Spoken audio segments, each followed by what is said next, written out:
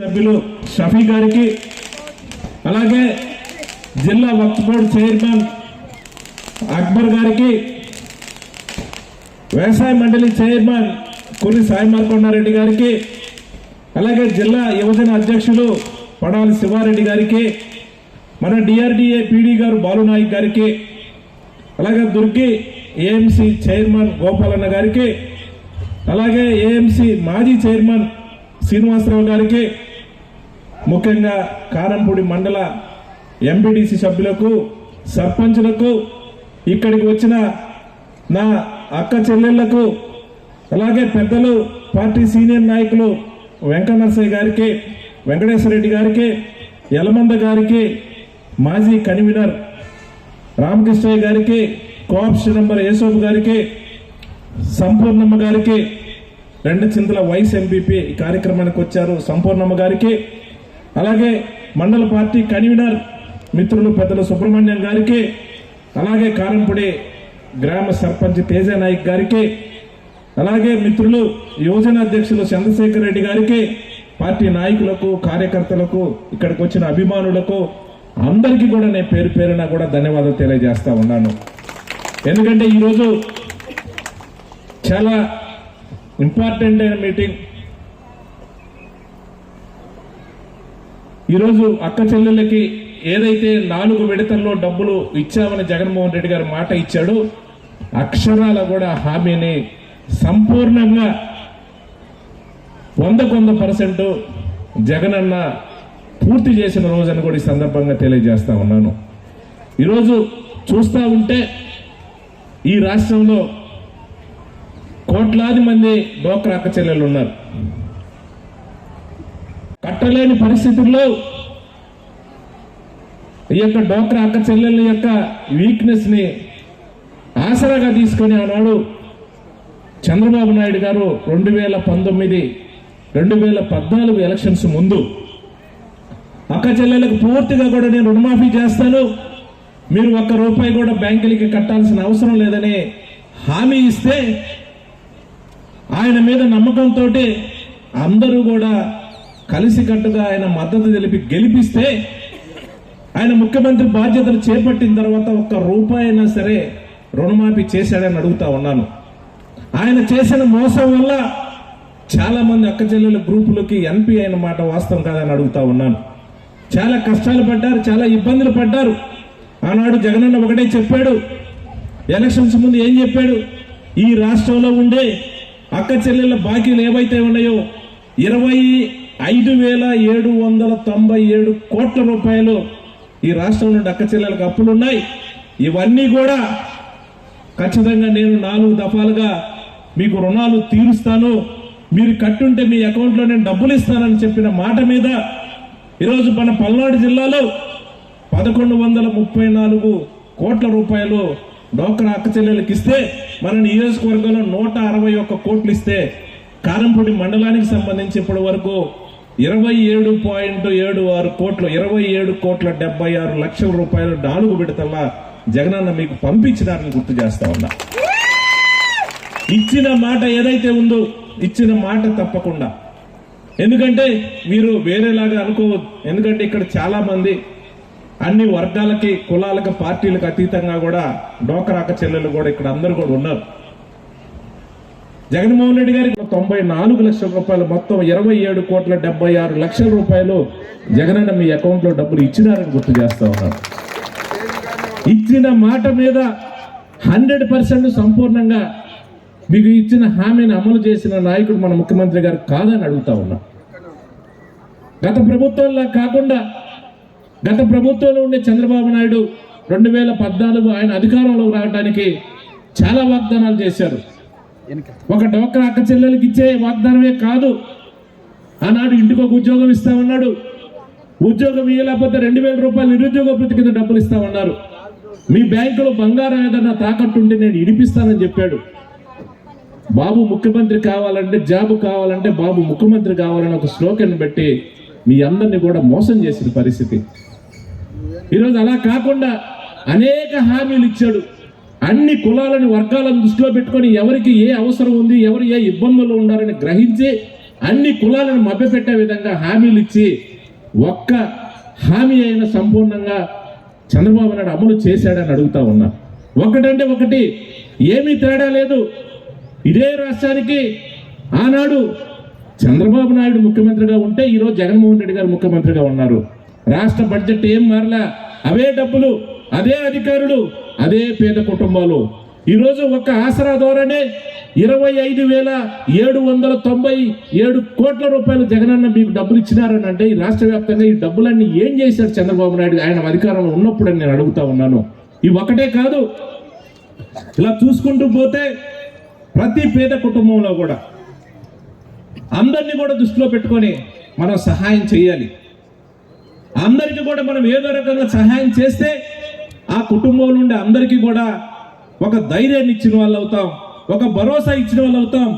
మా ముఖ్యమంత్రి గారు జగన్మోహన్ రెడ్డి గారు మాకు అండగా ఉన్నారు, మా తమ్ముడు జగన్మోహన్ రెడ్డి గారు అండగా ఉన్నారు, నా కొడుకు జగన్మోహన్ రెడ్డి గారు ఏ ఇబ్బంది వచ్చినా చూసుకోవడానికి మాకు ఒక నాయకుడు ఉన్నాడనే ఒక ధైర్యాన్ని ఈ రాష్ట్రంలో అన్ని వర్గాలకి ఇవ్వాలనే ఆలోచనతో మన ముఖ్యమంత్రి గారు పనిచేసిన మాట వాస్తవం కాదని అడుగుతా ఉన్నాను.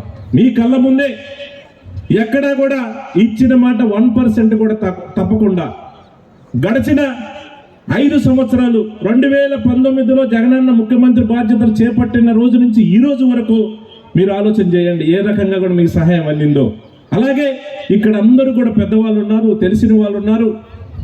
మీకు అందరికీ కూడా గుర్తుండుంటది, గతంలో చాలా రాజకీయ పార్టీలు అధికారంలో ఉన్నారు. చంద్రబాబు నాయుడు ఈ రాష్ట్రానికి 14 సంవత్సరాలు నేను ముఖ్యమంత్రిగా చేసినానని చెప్తా ఉన్నాడు. ఎప్పుడైనా సరే ఈ రకంగా ఇచ్చిన మాట ప్రకారం ఈ రాష్ట్రంలో అన్ని వర్గాలను దృష్టిలో పెట్టుకొని పేదవారికి మనం సహాయం చేయాలని ఎప్పుడైనా సరే ఒక్క నిమిషమైన ఆలోచన చేశారని అడుగుతా ఉన్నాను. ఒకటి కాదు, 2 కాదు. ఈరోజు పేద కుటుంబాలను దృష్టిలో పెట్టుకొని పేద పిల్లలను చదివించడానికి అమ్మఒడి కార్యక్రమం ద్వారా డబ్బులు సహాయం చేసే కార్యక్రమం చేస్తా ఉన్నాం. అమ్మఒడి అంటే పేద వర్గాల పిల్లలు చదివించాలి, వాళ్ళని స్కూలుకు పంపిస్తే వాళ్ళకి మంచి చదువులు ఉంటే రాబోయే ముందు రోజుల్లో ఆ కుటుంబానికి ఒక ఆసరా, ఒక ధైర్యం ఉంటుంది. ఆ కుటుంబంలో తల్లిదండ్రులు మా అబ్బాయి చదువుకుంటా ఉన్నాడు, మంచి ఉన్నత స్థితిలో ఉంటాడని వాళ్ళు ప్రశాంతంగా కూడా ఒక భరోసా ఉండాలనే ఆలోచనతో ఈరోజు గ్రామాల్లో నాడు నేడు ద్వారా ఈరోజు గ్రామ స్కూల్స్ని బ్రహ్మాండంగా కూడా డెవలప్ చేసి మీరు పిల్లలు పంపిస్తే చాలు, మీ పిల్లలకి బుక్స్ దగ్గర నుంచి, బ్యాగ్ దగ్గర నుంచి, షూస్ దగ్గర నుంచి, వాళ్ళు తినే మధ్యాహ్న భోజనం దగ్గర నుంచి, 4 గంటల స్నాక్స్ దగ్గర నుంచి అన్ని నేను చూసుకుంటాను, మీ పిల్లల్ని నేను చదివిస్తాను, మీరు పంపించండి, మీకు అమ్మఒడి ద్వారా మీ అకౌంట్లో డబ్బులు ఇస్తానని చెప్పిన నాయకుడు ఎవరైనా గతంలో ఈ చరిత్రలో ఉన్నాడా అని కూడా నేను అడుగుతా ఉన్నాను. అది ఒక జగన్మోహన్ రెడ్డి గారికి సాధ్యం. ఇది పేద కుటుంబాల మీద, పేద వర్గాల మీద జగనన్నకున్న అభిమానం అని కూడా గుర్తు చేస్తా ఉన్నాను. అవి కాదు, జగనన్న వసతి దీవెన కానీ, జగనన్న విద్యా దీవెన కానీ, వైఎస్ఆర్ రైతు భరోసా కానీ, వైఎస్ఆర్ సున్నా వడ్డీ కానీ, వైఎస్ఆర్ ఉచిత పంట బీమా కానీ, రైతులకు ఇన్పుట్ సబ్సిడీ కానీ, మత్స్యకార్య భరోసా కానీ, వైఎస్ఆర్ సున్నా వడ్డీ కానీ, వైఎస్ఆర్ పెన్షన్ కానీ, వైఎస్ఆర్ చేయుత కానీ, వైఎస్ఆర్ నేతన్నాస్త్రం కానీ, జగనన్న చేదోడు కానీ, వైఎస్ఆర్ లానేస్త్రం కానీ, వైఎస్ఆర్ వాహన మిత్ర కానీ, వైఎస్ఆర్ ఆరోగ్యశ్రీ కానీ, ఇవే కాకుండా జగనన్న గోరుముద్ద కానీ, జగనన్న సంపూర్ణ పోషణ కానీ, జగనన్న విద్యా కానుకలు కానీ, ఇంటి స్థలాలు కానీ, హౌసింగ్ ఇల్లు కానీ, వైఎస్ఆర్ కంటి వెలుగు కానీ, ఈ సంక్షేమ కార్యక్రమాలు అన్నీ కూడా ఎప్పుడో చేస్తాం, ఎప్పుడో చూస్తాం, మేము అధికారంలోకి వచ్చి చేస్తామని కదా, ఇవన్నీ కూడా అక్షరాల కూడా ఇప్పటికీ 4.5 సంవత్సరాల నుంచి జగనన్న మీకోసం ఖచ్చితంగా అమలు చేస్తా ఉన్నాడు. ఇది వాస్తవం కాదని అడుగుతా ఉన్నాను. ఎందుకంటే ఏదైనా ఒక కుటుంబంలో అన్ని వర్గాల పిల్లలు ఉంటారు, పెద్దవాళ్ళు ఉంటారు. పెద్దవాళ్ళు ఉంటే పెన్షన్ ఇవ్వాలి, పెన్షన్ రాని అక్క చెల్లెళ్ళు ఉంటే వాళ్ళకి చేయుత ద్వారా డబ్బులు ఇవ్వాలి. అదే కుటుంబంలో ఎవరైనా సరే పెద్దవాళ్ళు డోక్రా అక్క చెల్లెలు ఉంటే డోక్రా రుణమాఫీ వాళ్ళకు వర్తింపేటట్టు చేయాలి. ఆ కుటుంబంలో ఏదైనా కాస్త కుస్త పొలం ఉంటే రైతు భరోసా ద్వారా ఆ కుటుంబాన్ని ఆదుకోవాలి. ఆ కుటుంబంలో వాహనాలు ఏదైనా వాహన మిత్ర ద్వారా ఆదుకునే కార్యక్రమం చేయాలి. ఈ రకంగా అదే కుటుంబానికి సంబంధించి ఎవరైనా చిన్నపిల్లలు ఉంటే అమ్మఒడి ద్వారా ఆదుకునే కార్యక్రమం చేద్దాం. ఏదైనా కాలేజీ చదువుకుని ఉంటే విద్యా దీవెన, వసతి దీవెన ద్వారా ఆ పిల్లల్ని ఆదుకునే కార్యక్రమం చేయాలని మన ముఖ్యమంత్రి గారు ఆలోచన చేస్తూ ఉన్నారు. అంటే ఇన్ని సంక్షేమ కార్యక్రమాల ద్వారా ఆ కుటుంబంలో ఒక 2 నుంచి 3 నుంచి 4 లక్షల రూపాయలు మనం సహాయం చేయగలిగితే ఆ కుటుంబానికి ఒక ధైర్యాన్ని ఇస్తాం, ఒక భరోసా ఇస్తాం. ఈరోజు ఒకటి మీరు ఆలోచన చేయండి, మీ కుటుంబ అవసరాల కోసం, మీ పిల్లల అవసరాల కోసం ఏదైనా సడన్గా ఒక 1000 రూపాయలు మనకు ఏదైనా అవసరం అయితే మనం ఏం చేస్తాం? మన ఇంటి పక్క ఉన్న బంధువుల దగ్గరనో, స్నేహితుల దగ్గరనో, తెలిసిన వాళ్ళ దగ్గరనో ఆ 1000 రూపాయలు అప్పుగా తీసుకొని మన పిల్లల అవసరాలు, లేకపోతే మన హాస్పిటల్ అవసరాలు, ఇంకేదైనా అవసరాలు ఉంటే మన దగ్గర లేకపోతే ఆ యొక్క సంక్షేమ కార్యక్రమాలు ఏ డేటున, ఏ నెల, ఏ తారీఖున మనం డబ్బులు ఇస్తూ ఉంటే ఖచ్చితంగా అక్క చెల్లెలు నా కోసం ఎదురు చూస్తూ ఉంటారు. వాళ్ళని ఒకరోజు అటో ఇటో ఖచ్చితంగా ఆ డబ్బులు వాళ్ళ అకౌంట్లో వేస్తే, వాళ్ళ చేతికి చేరితే ఖచ్చితంగా ఆ కుటుంబంలో ఏదైనా ఇబ్బందులు ఉన్నా కూడా నా అక్క చెల్లెళ్ళు చూసుకుంటారనే ఏకైక లక్ష్యంతో మన ముఖ్యమంత్రి గారు పనిచేస్తూ ఉన్నారు. గత ప్రభుత్వాలు ఈ రకంగా ఎవరైనా సరే ఆలోచన చేశారని అడుగుతా ఉన్నాను. ఈరోజు చంద్రబాబు నాయుడు నేను 14 సంవత్సరాలు ఈ రాష్ట్రాన్ని ముఖ్యమంత్రిగా చేస్తున్నా అని చెప్తున్నారు. ఈరోజు చంద్రబాబు నాయుడు కానీ, లేకపోతే వాళ్ళకి సంబంధించిన నాయకులు కానీ గతంలో వాళ్ళు ఈ రాష్ట్రానికి 14 సంవత్సరాలు ముఖ్యమంత్రిగా చేసుకుని చెప్పుకునే వాళ్ళు నిర్దిష్టంగా ఈ పేద వర్గానికి, ఈ పేద కుటుంబాలకి ఒక్క రూపాయినా సరే ఈ రకంగా మీ అకౌంట్లో డబ్బులు వేసే కార్యక్రమం చేయాలి, ఆదుకోవాలని ఒక్క నిమిషమైనా గత ప్రభుత్వాలు, గత నాయకులు ఆలోచన చేశారని కూడా అడుగుతా ఉన్నాను.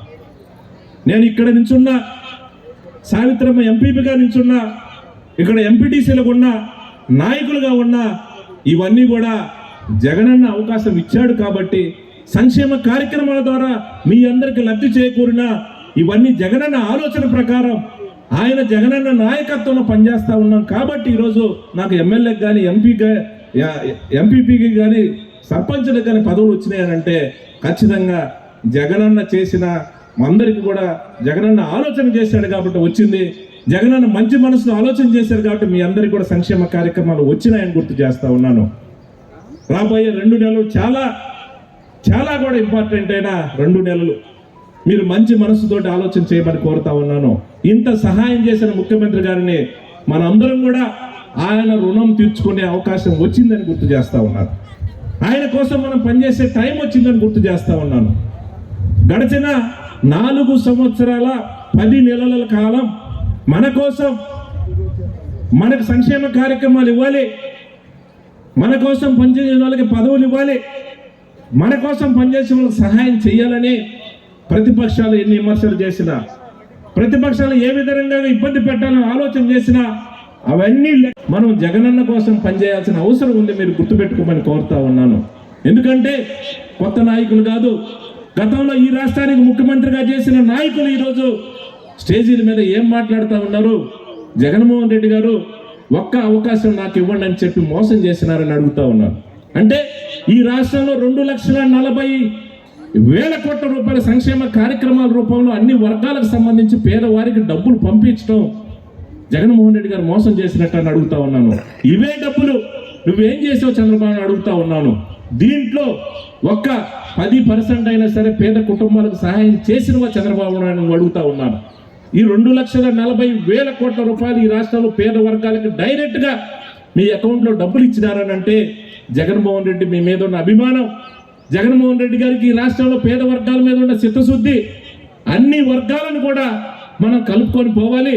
పార్టీలకు, వర్గాలకు అతీతంగా ఎక్కడా కూడా మన పార్టీకి మనకు సపోర్ట్ చేసిన వాళ్ళకి సహాయం చేయాలని కాకుండా ఖచ్చితంగా పేద కుటుంబాలు అక్కడున్న పరిస్థితులను బట్టి మనకు ఓటేస్తే వేయకపోవచ్చు, కానీ మనమైతే సహాయం చేయాలని మా అందరికీ కూడా ఒక డైరెక్షన్ ఇచ్చేసి ఈరోజు గ్రామాల్లో చూస్తూ ఉంటే, నేను గడప గడప కూడా మీ మండలంలో చాలా విలేజ్లో తిరగడం జరిగింది.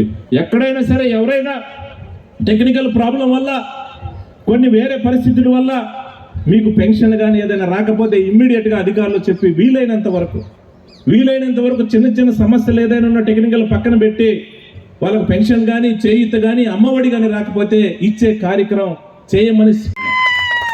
అవే కాదు, గ్రామాల్లో ఉండే పెద్దవాళ్ళు ఉంటారు, వాళ్ళు రోజు కూడా పొలం చేసుకునే పెద్దవాళ్ళు ఉంటారు. వాళ్ళకి ఏదైనా షుగర్ ఉండి, బీపీ ఉండి, వాళ్ళకి తెలుసుకోలేక పొలం చేస్తూ ఉండడంలే ఏదోలే నీరసంగా ఉందని చెప్పి వదిలేస్తే ఆ వచ్చిన జబ్బులు ఏదైనా పెద్దవవుతే ఆరోగ్యానికి ఇబ్బందులు అవుతాయి, ఆ కుటుంబంలో ఏదైనా జరిగితే ఇబ్బంది అవుతుందని స్పెషల్గా కూడా ఆరోగ్య సురక్ష కార్యక్రమాన్ని క్యాంపులు పెట్టి ఉచితంగా మీకు పరీక్షలు చేసి చిన్న చిన్న జబ్బులు ఏదైనా ఉంటే ఇమ్మీడియట్గా మీకు మందులు ఇచ్చే కార్యక్రమాన్ని చేస్తున్నమాట వాస్తవం కాదా? ఈ రకంగా ఎవరైనా గత నాయకులు గత ప్రభుత్వాలు ఆలోచన చేసిందని అడుగుతా ఉన్నా. మీరు ఒకటైతే ఆలోచన చేయమని కోరుతా ఉన్నాను. ఈ 5 సంవత్సరాలు ఏ రకంగా మీకు సంక్షేమ కార్యక్రమాలు ఇచ్చిన మాట ప్రకారం జగనన్న మీకు సహాయం చేశారు. ఆయన కూడా మీటింగ్లో అప్పీల్ చేస్తూ ఉన్నారు. ఏదైనా ఈ రాష్ట్రంలో ఏ కుటుంబానికై సరే నా ద్వారా కాస్త కూస్త లబ్ధి చేకూరిందంటేనే నాకు ఓటేయండి, నాకు సపోర్ట్ చేయండి అని కూడా అప్పీల్ చేస్తూ ఉన్నారు. ఎందుకంటే చాలా మంది కూడా తెలివిగా మాట్లాడతారు. కొంతమంది ఏం ఆయన డబ్బులు ఏమైనా ఇచ్చినాడా అని ఎవరన్నా అడిగితే జగనన్న మీకు సహాయం చేసింది కదా అని అంటే ఆయన డబ్బులు ఏమైనా ఇచ్చిందా అని బాగా మేము చాలా తెలివిగా మాట్లాడుతున్నాం అని అనుకుంటారు. నేను అడుగుతా ఉన్నాను, ఈ రాష్ట్రానికి 14 సంవత్సరాలు ముఖ్యమంత్రిగా ఉన్నప్పుడు చంద్రబాబు నాయుడు ఏం చేసిందని అడుగుతా ఉన్నాను. ఈ స్కీముల ద్వారా ఈ రకంగా పేదవారికి ఎందుకు సహాయం చేయలేకపోయాడు? అప్పుడు ఆ డబ్బులన్నీ కూడా ఏం చేశాడు? ఎవరికి దోచిపెట్టారు? ఎవరు బినామీలకి ఎక్కడ ఏ సింగపూర్ మలేషియా కంపెనీల్లో దోచిపెట్టాడా? రాజధాని పేరుతోటి ఈ రాష్ట్రంలో పేద వర్గాలకు సంబంధించి వాళ్ళ యొక్క కడుపు కొట్టి డబ్బులన్నీ కూడా బినామీలకు దోచిపెట్టిన మాట వాస్తవం కాదని అడుగుతా ఉన్నాను. ఇదే రాష్ట్రానికి అదే సీట్లో కూర్చొని ముఖ్యమంత్రి గారు ఏదో డబ్బులు ఇస్తా ఉన్నాడనంటే ఇవన్నీ కూడా ప్రజల డబ్బులు, ప్రజల అవసరాల కోసం. ఆ కుటుంబంలో ఏదైనా అవసరాలు ఉంటే అవసరాలు తీర్చుకుంటారు, అప్పుల పాలు కాకుండా ఉంటారు. ప్రతి సంవత్సరం కూడా ఏదో ఒక వర్షాలు పడకనో కరోనా లాంటి ఏదైనా సమస్య వచ్చినప్పుడు పేద కుటుంబాలు చితికిపోతాయి, ఇబ్బంది పడతారని అలాంటి సమస్యలు వచ్చినప్పుడు ఒక ఆసరా, ఒక ధైర్యాన్ని ఇచ్చేసి పేద కుటుంబాలను కాపాడుకోవాలన్న ఆలోచన మన ముఖ్యమంత్రి గారు చేస్తున్నమాట వాస్తవం కాదని అడుగుతా ఉన్నాను. నేను ఒకటే కోరుతా ఉన్నాను, ఏదైనా సరే 2 నెలలు గతంలో ఎక్కడ కనపడరు. కరోనా వచ్చినప్పుడు చంద్రబాబు నాయుడు కానీ ఆయన కొడుకు కానీ హైదరాబాద్లో గ్లాస్ డోర్లు వెనకాలండి కూడా మాట్లాడి టీవీల్లో ఆయన యొక్క ఇంటర్వ్యూలు ఇచ్చే కార్యక్రమం చేశారు. కానీ జగనన్న ఇక్కడే ఉన్నాడు. కరోనా పరిస్థితిలో కూడా ఈ రాష్ట్రంలో ఉండే పేద వర్గాలని కాపాడుకోవడానికి తాపత్రయపడిన పరిస్థితి మీ అందరికీ తెలిసిన విషయమే. కానీ ఈరోజు వస్తూ ఉన్నాడు చంద్రబాబు నాయుడు, రోజుకు ఒక మీటింగ్ పెడతా ఉన్నాడు. స్టేజీల మీద ఉన్నవి లేని అనేక రకాలుగా మళ్ళీ ప్రజలను మభ్యపెట్టడానికి ఒక ప్రయత్నం చేస్తూ ఉన్నాడు. ఏమన్నంటే ఇది నా చివరి ఎలక్షన్ అంటాడు. ఖచ్చితంగా చివరి ఎలక్షనే. ఆయన ఏమీ కూడా హామీలు కూడా నిలబెట్టుకునే పరిస్థితి లేదు. గతంలో చూశారు ఎన్ని హామీలు ఇచ్చారు, ఏ విధంగా ప్రజలను మోసం చేశారో. మళ్ళీ ఒకసారి మోసం చేయటానికి చంద్రబాబు నాయుడు ప్రయత్నం చేస్తా ఉన్నాడు. దయచేసి ఆలోచన చేయమని కోరుతా ఉన్నాను. అనుకోకుండా ఏదైనా చిన్న పొరపాటు జరిగితే ఖచ్చితంగా ఒక్క రూపాయి కూడా ఎవరికి కూడా వచ్చే పరిస్థితి ఉండదు. అందరం కూడా నష్టపోతాం. దయచేసి జగనన్న మీకు సహాయం చేశారు, మీ కుటుంబానికి 1 రూపాయి కూడా వచ్చిందంటే మంచి మనసుతోటి మీ కుటుంబ సభ్యులతో మాట్లాడుకొని మీరు మంచి మనసుతోటి ఆలోచన చేసి జగనన్నకి సపోర్ట్ చేయమని కూడా మీ అందరినీ కూడా నేను కోరుతా ఉన్నా. ఎందుకంటే ఆయన సహాయం చేశాడు కాబట్టి అడుగుతా ఉన్నాను. ఎక్కడా కూడా కులాలు, మతాలకు, వర్గాలకు అతీతంగా కూడా ఎక్కడా కూడా చూడని పరిస్థితి. ఈరోజు అలాగనే కాకుండా ఒక సంక్షేమ కార్యక్రమాలు ఇవ్వటమే కాకుండా అభివృద్ధి విషయంలో కూడా ఈరోజు చూస్తూ ఉంటే ప్రతి గ్రామంలో గ్రామ సచివాలయాన్ని ఏర్పాటు చేశాం. సచివాలయాన్ని ఏర్పాటు చేసి సచివాలయ సిబ్బందిని ఏర్పాటు చేశాం. గ్రామ వాలంటీర్లు ఏర్పాటు చేశాం. ఎందుకంటే గ్రామాల్లో ఉండేవాళ్ళు ఏదైనా చిన్న పని ఉంటే పని మానుకొని మళ్ళీ మీరు మండల హెడ్ క్వార్టర్ దాకా, కారంపూడి దాకా వచ్చి ఇక్కడ అధికారులు అందుబాటులో లేకపోతే మళ్ళీ కూడా మీకు ఇబ్బందులు పడతారని ఏ గ్రామంలో ఆ గ్రామంలో సచివాలయాన్ని ఏర్పాటు చేసి సచివాలయం చేసే విధంగా కూడా జగనన్న ప్రయత్నం చేస్తున్నమాట వాస్తవం కాదని అడుగుతా ఉన్నాను. ఆ రోజు చంద్రబాబు నాయుడు ఏం చెప్పాడు? నేను ఇంటికి ఒక ఉద్యోగం ఇస్తాను, ఉద్యోగం ఇవ్వలేకపోతే 2000 రూపాయలు నిరుద్యోగ ప్రతి కింద డబ్బులు ఇస్తానని చెప్పిన చంద్రబాబు నాయుడు ఈ రాష్ట్రంలో పేద కుటుంబాలు పచ్చిగా మోసం చేసిన మాట వాస్తవం కాదని అడుగుతా ఉన్నాను. ఒక్కళ్ళకన్నా ఉద్యోగం ఇచ్చాడా? ఒక్కళ్ళకన్నా నిరుద్యోగ ప్రతి కింద 2000 రూపాయలు ఇస్తానంటప్పుడు ఒక్కళ్ళకన్నా ఒక పేద కుటుంబం సంబంధించి ఒక్క పిల్లగాడి కన్నా డబ్బులు ఇచ్చాడని నేను అడుగుతా ఉన్నాను. ఈరోజు జగనన్న ఇచ్చిన మాట ప్రకారం ఈ రాష్ట్రంలో పేద కుటుంబం నుంచి చదువుకున్న విద్యార్థులకు 1,30,000 మందికి ఈరోజు ఉద్యోగాలు ఇచ్చేసి మీ కళ్ళ ముందే మీ గ్రామంలో మీ సచివాలయంలో పనిచేసే ఉద్యోగులు ఎవరైతే ఉన్నారో జగనన్న పేద కుటుంబాల నుంచి వచ్చిన ఉద్యోగస్తులు కాదని అడుగుతా ఉన్నాను. ఈ రకంగా వాళ్ళకు ఉపాధి చూపించాలి, ఉద్యోగం ఇవ్వాలని గత ప్రభుత్వాలు ఎప్పుడైనా ఆలోచన చేశారని అడుగుతా ఉన్నాను. ఒక సంక్షేమ కార్యక్రమం కాదు, ఒక అభివృద్ధి విషయమే కాదు.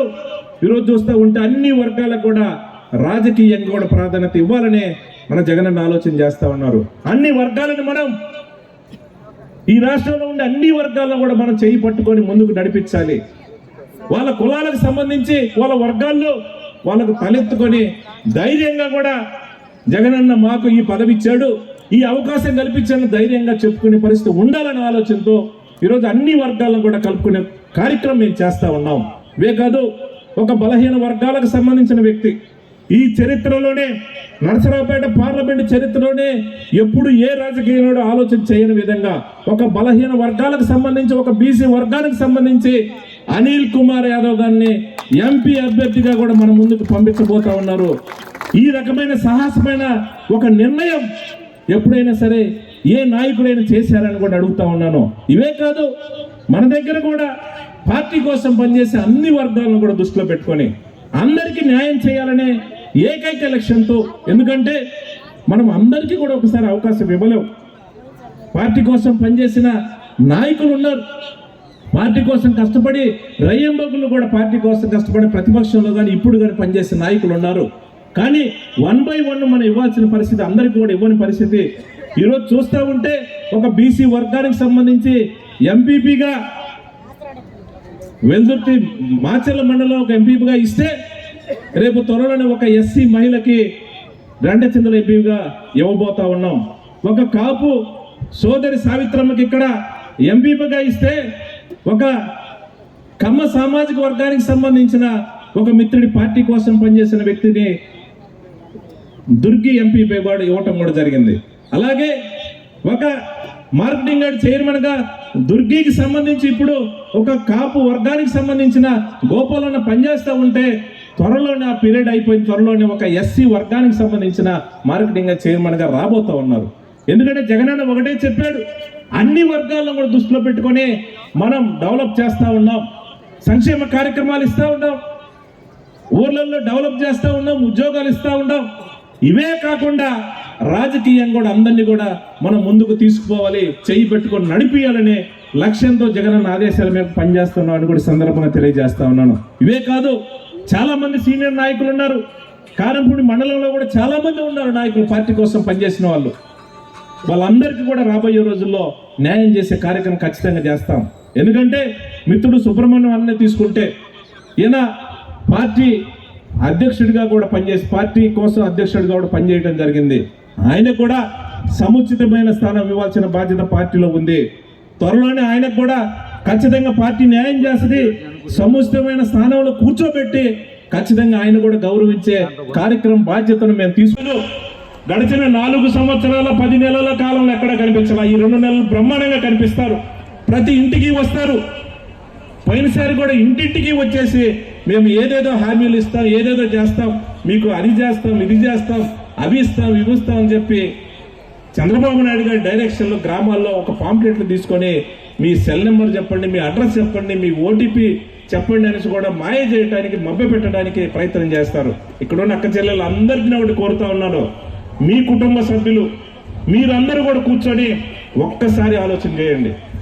గడిచిన కాలంలో ఏ రాజకీయ పార్టీకి ఏ నాయకుడు మీకు సహాయం చేశారు? గడిచిన 4-5 సంవత్సరాల కాలంలో జగన్మోహన్ రెడ్డి గారు మీకు ఎంత సహాయం చేశారు? ఒక్కసారి ఆలోచన చేసి మీ యొక్క సంపూర్ణ మద్దతు, మీ యొక్క సంపూర్ణ సహాయ సహకారాలు జగనానికి ఇవ్వాలని కోరుతా ఉన్నాను. ఎందుకంటే 5 సంవత్సరాలు మన కోసం పనిచేశాడు, అనేక తిట్లు తిన్నాడు, అనేక కేసులు పెట్టుకున్నాడు, రోజు కూడా ప్రతిపక్షానికి సంబంధించి సైకో అన్నారు, ఇతను మాట తప్పాడన్నాడు, అవమానాలకు గురి చేస్తున్నా ఎక్కడ సంక్షేమ కార్యక్రమాలు పేదలకు సహాయం మన కోసం పనిచేశాడు. రాబోయే 2 నెలలు మన అందరం కూడా ఆయన కోసం పనిచేయాలి.